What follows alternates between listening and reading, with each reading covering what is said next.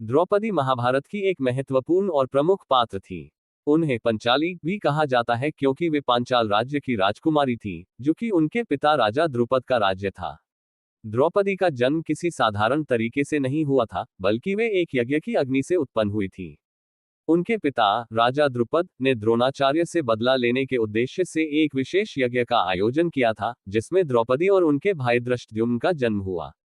द्रौपदी अपने असाधारण सौंदर्य, तीव्र बुद्धिमत्ता और अद्वितीय नारी सशक्तिकरण की प्रतीक थी। महाभारत के पूरे कथानक में उनका महत्वपूर्ण योगदान था, विशेषकर उनके साथ हुए अन्याय और अपमान के कारण कुरुक्षेत्र युद्ध की पृष्ठभूमि बनी। द्रौपदी का 5 पतियों से विवाह होने का कारण एक पौराणिक कथा से जुड़ा है। कहा जाता है कि द्रौपदी का पूर्वजन्म एक अत्यंत धार्मिक और तपस्वी स्त्री के रूप में हुआ था।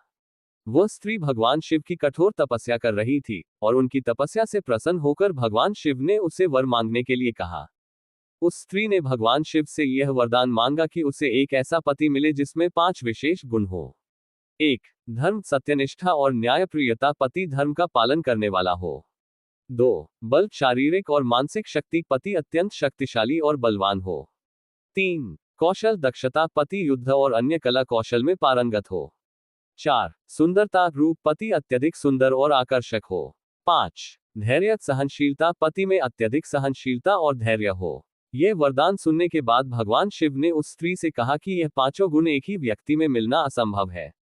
इसलिए अगले जन्म में उसे 5 पतियों की प्राप्ति होगी, और प्रत्येक पति में एक विशेष गुण होगा।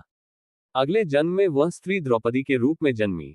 जब द्रौपदी की स्वयंवर सभा का आयोजन हुआ, तो अर्जुन ने धनुष की प्रत्यंचा चढ़ाकर मछली की आंख पर निशाना साधा और द्रौपदी का हाथ जीता।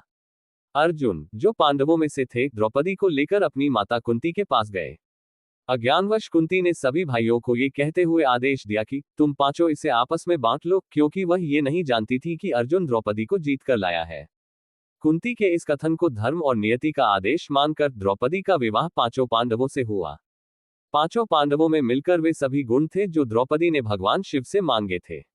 1. युधिष्ठिर, धर्म और सत्यनिष्ठा के प्रतीक। 2. भीम, अद्वितीय शारीरिक बल के प्रतीक। 3. अर्जुन, युद्ध कौशल और दक्षता के प्रतीक।